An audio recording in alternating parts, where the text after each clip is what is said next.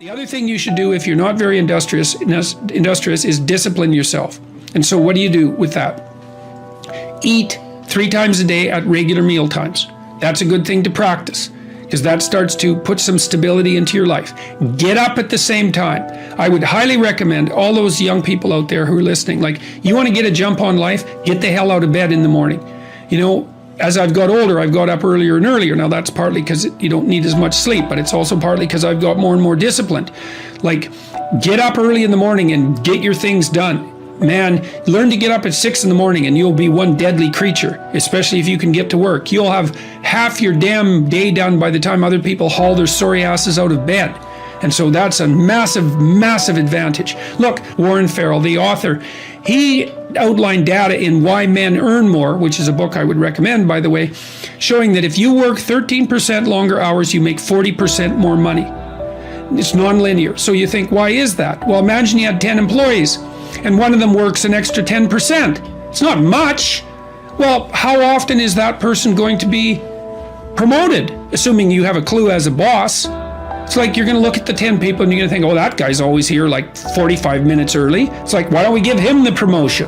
Obviously, right? So these small edges that you can manage like that, work an extra 10% or extra 13%, have non-proportional payoffs. That's part of the Pareto distribution. So get your sleep cycle organized so you get up in the morning. Learn how to do it. No excuses. I'm too tired in the morning. I don't like mornings. Who cares? That's not relevant. It's like discipline yourself so you can manage it.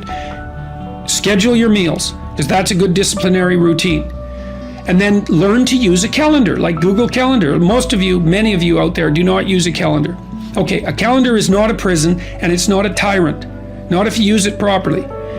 A calendar keeps anxiety at bay. It makes sure that you do what you need to do, which is important because otherwise you fall behind. But if you use it properly, it also helps you plan what you want to do. So I could say, well, lay out your damn calendar and design the days you would like to have. That's what your calendar is for. So you can put in all sorts of things in there you want to do and that would be good for you. And that's a really good way to start being more industrious. Make a plan. You need a plan for 3 years. You need a plan for the next year. You need a plan for the next 6 months. You need a plan for the next 3 months. You need a plan for the week. You need a plan for the day. You need a plan for the hour. All of that. I make lists constantly of what I have to do. And they're like daily, weekly, monthly, yearly. Right now, I can't look out more than about 6 months, because my life is too complicated and chaotic. But you need a vision of who you could be, what character you could have. 3 to 5 years out, you can't go much farther than that because life is too unpredictable, I think, to make vision that's longer term than that subject to, there's too much chance associated with it to spend a lot of time on. Maybe you can stretch it to 5 years, and in rare cases, you can have a 10-year goal, but it has to be pretty low resolution. But you want plans at all those levels of resolution. You want to write the things down. And because what are you going to do? You're going to stumble around and get what you need? You're going to stumble around and be useful to other people? And it's useful to be useful to other people, They want to work with you then. They want to do things with you. They want to have you around. They trust you. They open up opportunities for you. And if you stumble around like you're blind, you're not going to get anywhere. And then you're going to suffer. And then you're going to be bitter. And then you're going to be cruel. So that's hell. That's a bad outcome. Values aren't created, they're discovered.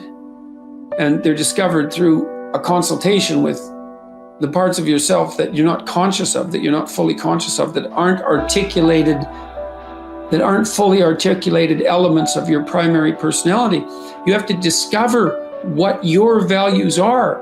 And you're informed about that, well, partly by other people who will object if your values aren't appropriate, but certainly by a dialogue with yourself and with your conscience. That's a very important thing to know. It's part of the reason why I think that you need to tell the truth, because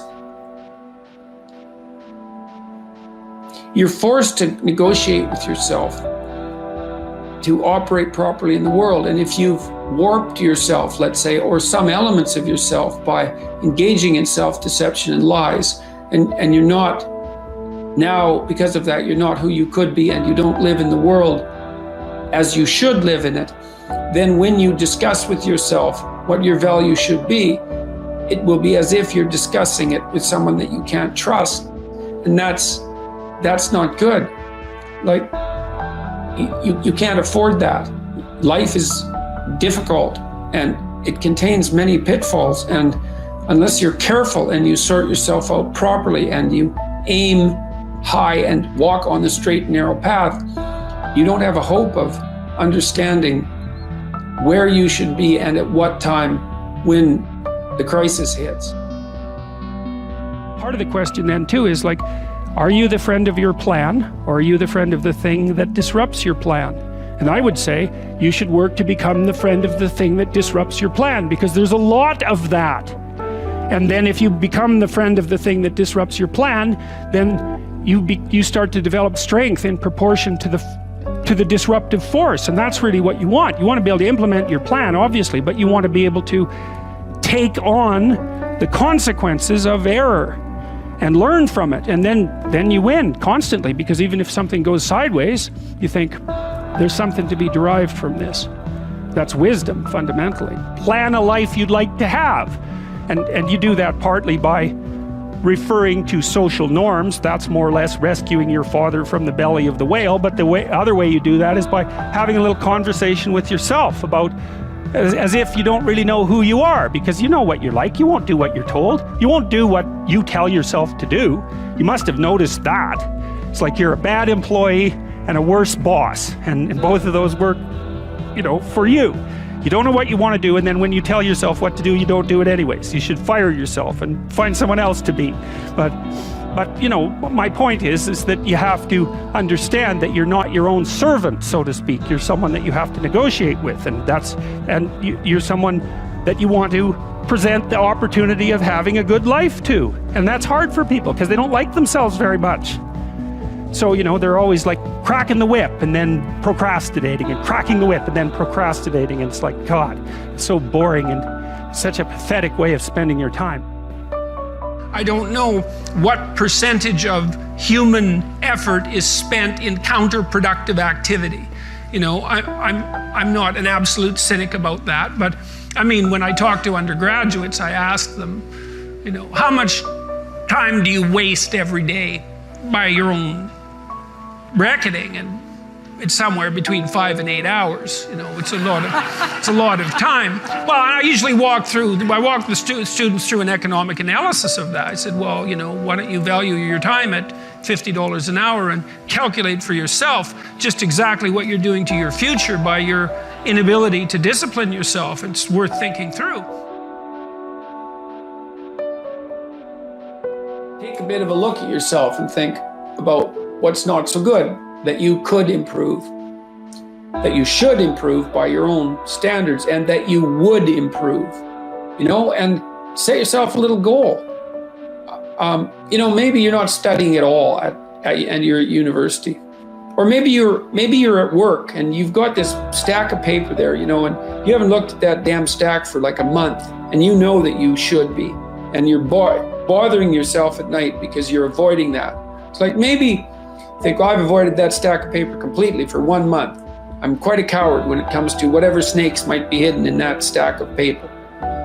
How about tomorrow I just put that stack of paper in front of me on my desk, and I glance through it for 15 seconds. See if I can do that. It's like, well, you set yourself a goal of improvement. It's a humble goal, because really, are you such a coward that the best that you can bloody well manage after a month of avoidance is 15 seconds of exposure to a stack of paper?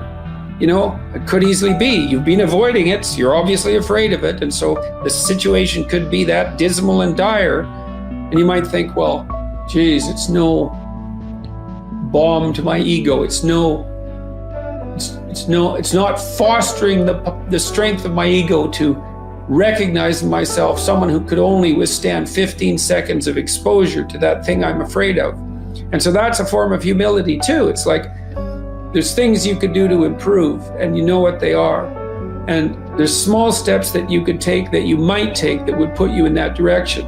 And then the question is, are you big enough to take those small steps?